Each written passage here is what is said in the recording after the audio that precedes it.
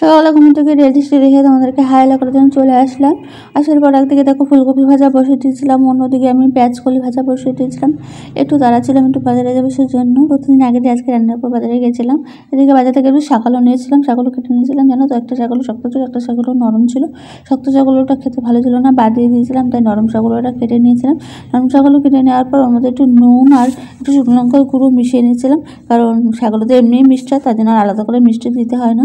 এদিকে আমি শাকালু খাচ্ছিলাম, ভাবছিলাম একটু তোমাদের সাথে শেয়ার করি।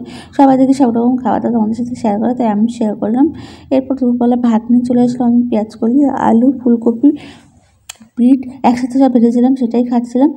খেতে খেতে ভাবছিলাম সবাই খাওয়ার ভিডিওতে হয় আমিও দেখাই, কারণ কি দেখছিলাম কবে খেতে খেতে ভাবছিলাম সবার ভিডিও ভাইরাল হয়, আমার ভিডিও কেন ভাইরাল হয় না? দিনের পর দিন ভিডিও দিয়েই যাচ্ছি, কষ্ট করেই যাচ্ছি, কোনো লাভই হচ্ছে না। কারণ কি সবই কপাল। আমি জানি আমার ভিডিও কোনো দিনও ভাইরাল হবে না, আর আমি ভাইরাল হওয়ার যোগ্যও নয়, কারণ আমি দেখতে শুনলাম না, সেই কারণে আমার ভিডিও ভাইরাল হতেও না। আমার কপালটা খুবই খারাপ, কারণ কপাল খারাপ যাই। সন্ধ্যাবেলা ভাবলাম যে রাত্রেবেলা আজকে চাউমিন খাবো, তার জন্য পেঁয়াজকলি, আলু, পেঁয়াজ ভালো করে ভেজে নিয়েছিলাম। ওদিকে চাউমিনটা সেদ্ধ করিনি, তখন আমি ভাবলাম হাঁপা চাউল চাউমিনটা সেদ্ধ ভাজাবো। চাউমিন সেদ্ধ করা হয়েছিল, চাউমিন রেডি হয়েছিল, দেখো দেখতে আমার ছিল, খেতেও সেই স্বাদ হয়েছিল। বাই।